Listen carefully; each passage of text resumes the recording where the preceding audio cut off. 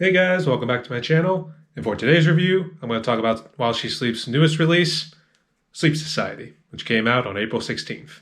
And you guys are in for a real treat because we have stumbled upon some metalcore gold, baby.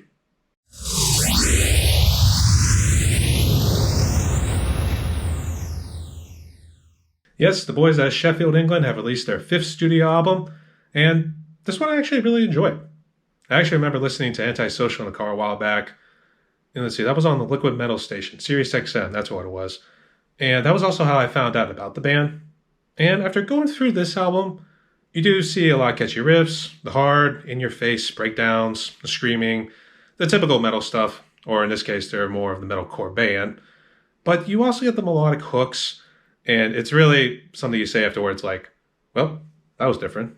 And not only that, we also get some surprise guest vocalists as well. But before we delve any deeper, if you guys like this video, make sure you hit that like button and leave a comment below about what you guys thought about the album. As always, you're welcome to subscribe and make sure you hit that bell notification so you can see more content like this in the future. It'll help my channel grow as we press onwards to the promised land. But enough about that. Let's start off with a little background about the band. So this group formed in 2012 from a shared love for heavy metal. They had formed a bond back in high school, and they continued that bond after they had graduated. Originally, the lead vocalist was Jordan Windowson. I believe that's how you pronounce it. I'm sorry if I say it wrong. But he left after being with the band for a couple years.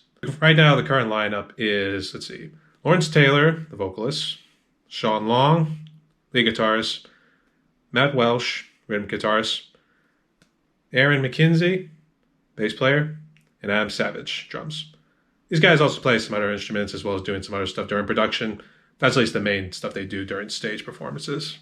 The band didn't get much attention at first, but eventually when they released their 2012 album, This Is the Six, they've since then garnered positive and acclaimed reviews on the albums and EPs that they had released, and they have not looked back.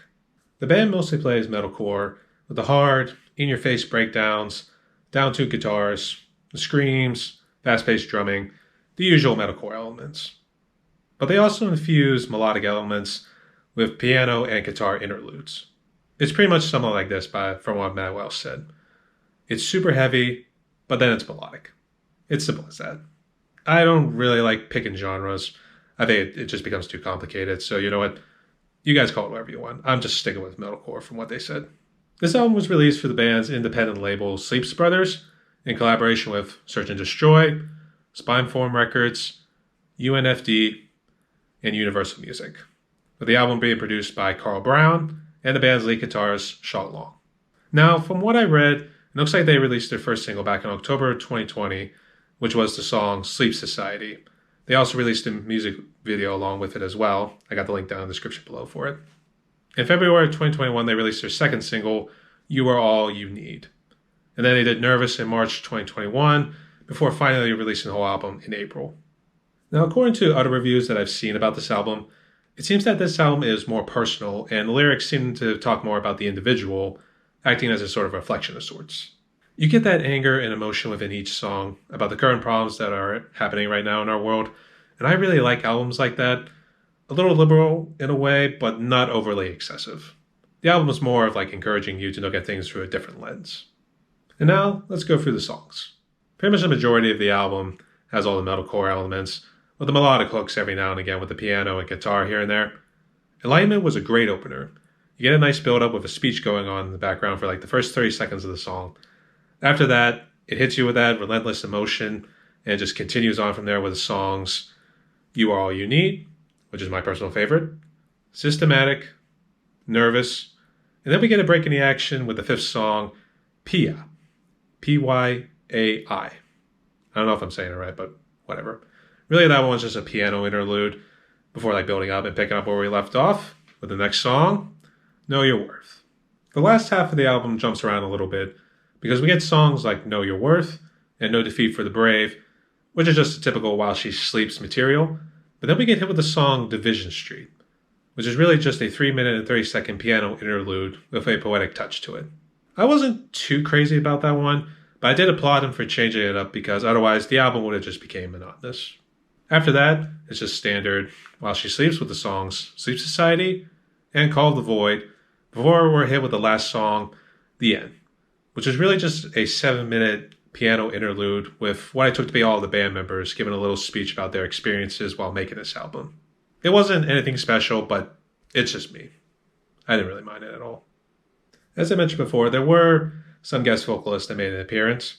For instance, on the song Nervous, we get Simon Neil of the Scottish rock bands, Biffy Clyro, and Marvin Duke Duke.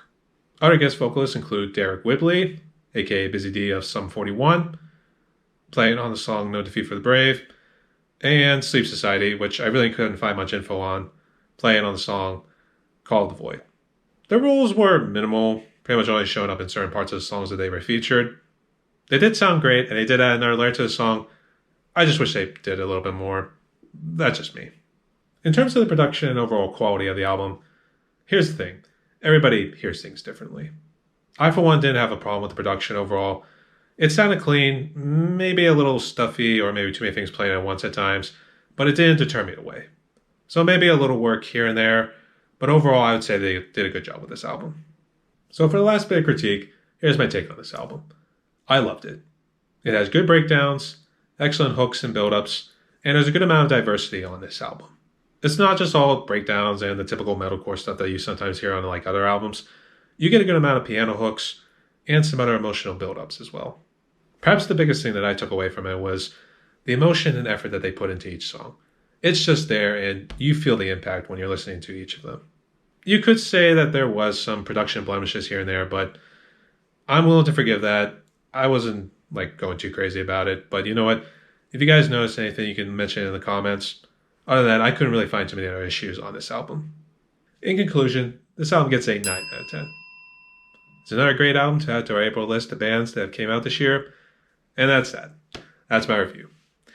So if you guys know of any artists that are just starting out, or if you guys are in a band yourselves, or any other big time artists you want me to do a review on, let me know in the comments below or on my social media pages. And if you guys like, I'll do a review on them.